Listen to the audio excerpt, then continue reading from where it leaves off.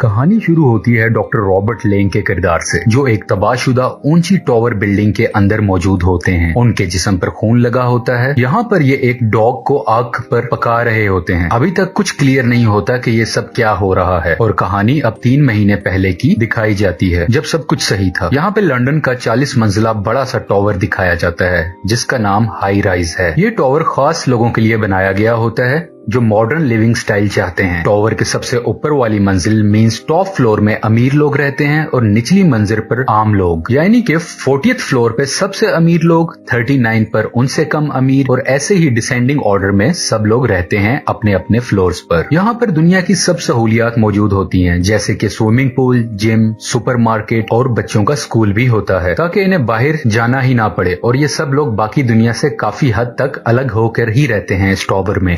Doctor Robert इसी tower की 25th floor में शिफ्ट होते हैं, जो कि बहुत खुश हैं क्योंकि उन्हें एक अच्छी लाइफ गुजारने को मिलती है। यहाँ पर वो एक सिंगल मदर से भी मिलते हैं, जिसका एक बेटा भी होता है। डॉक्टर रॉबर्ट और ये सिंगल मदर दोनों एक दूसरे के साथ बहुत कम वक्त में अटैच्ड हो जाते हैं। इसके अलावा डॉक्टर रॉबर्ट की दोस्ती रिचर्ड विल्डर से भी हो जाती है, जो कि एक डॉक्यूमेंट्री फिल्म मेकर है। डॉक्टर रॉबर्ट एक फिजियोलॉजी के टीचर होते हैं। वो अपनी क्लास में इंसानी सर को काट कर सिखा रहे होते हैं, तो एक स्टूडेंट ये देखकर बेहोश हो जाता है और उस स्टूडेंट को ब्रेन स्कैन के लिए भेज दिया जाता है। इससे अगले दिन डॉक्टर रॉबर्ट को 40th स्टोरी में एंथनी रॉयल से मिलने के लिए बुलाया जाता है, जिसका मतलब है कि सबसे अमीर लोगों की रहने की जगह पर। इस टॉवर को रॉयल ने ही डिजाइन किया होता है। यहाँ पर रॉयल की वाइफ को भी दिखाया जाता है, जो किसी को ज्यादा इंपॉर्टेंस नहीं देती है, लेकिन डॉक्टर रॉबर्ट को पार्टी पर आने के लिए इन्वाइट करती है, जो वो कुछ दिन के बाद दे रही होती है। अब पार्टी वाला दिन आ जाता है। ये party 8th century costume theme पर डिजाइन की गई होती है, जिसका मतलब है कि सब लोगों को 18वीं सदी के फैशन के कपड़े पहन के आने हैं, और ऐसा ही होता है। पर डॉक्टर रॉबर्ट अपनी डेली रूटीन के कपड़े पहनकर आ जाते हैं, क्योंकि उन्हें पार्टी थीम की इंफॉर्मेशन नहीं थी। डॉक्टर रॉबर्ट के एवरीडे सूट को देख के रॉयल की वाइफ और बाकी पार्टी में आए मेहमानों को बहुत बुरा लगता है और अजीब भी लगता है। इसके अलावा रॉयल की वाइफ और उसका वही स्टूडेंट जो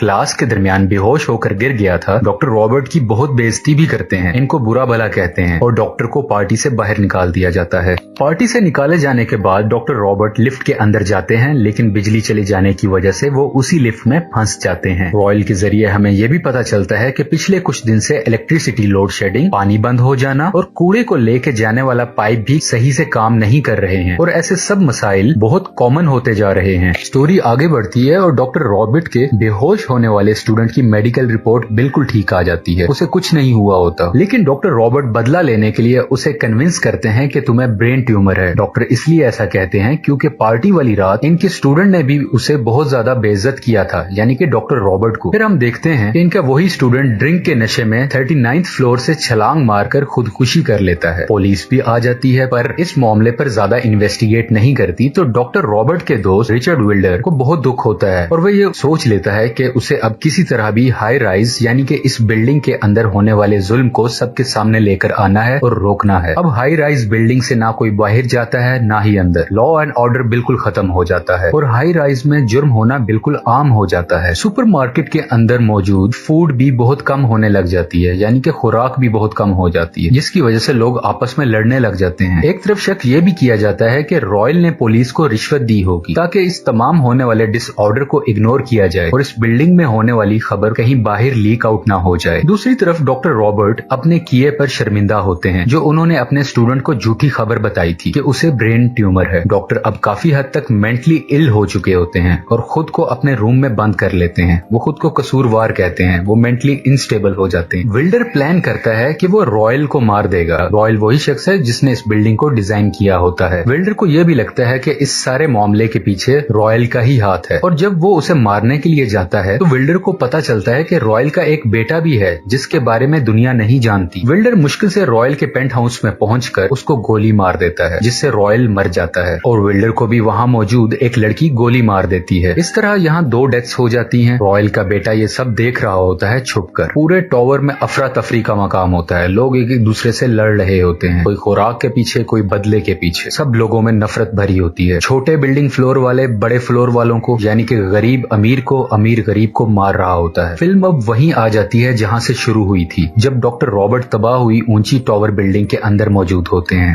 डॉक्टर रॉबर्ट मुकम्मल मुकम्मल तरीके से मेंटली अनस्टेबल नजर आते हैं। उनका जहनी तवाजुन बिल्कुल खराब हो चुका होता है, वो खुद से बातें कर रहे होते हैं और स्टोरी यहीं पे खत्म हो जाती है। लेकिन इस कहानी से हमें सबक क्या मिलता है या इसकी एक्सप्लेनेशन क्या है? लिखने वाले राइटर कहते हैं, where there is a state capitalism there can never be a political freedom, यानी कि जहां किसी एक शख्स की इन्वेस्टमेंट या हुक्म चलता है वहां कभी सियासी आजादी नहीं होती और लोगों को इक्वली राइट्स नहीं मिला करते। आई होप आपको मूवी एक्सप्लेनेशन पसंद आई होगी। इफ यस, प्लीज लाइक कीजिए।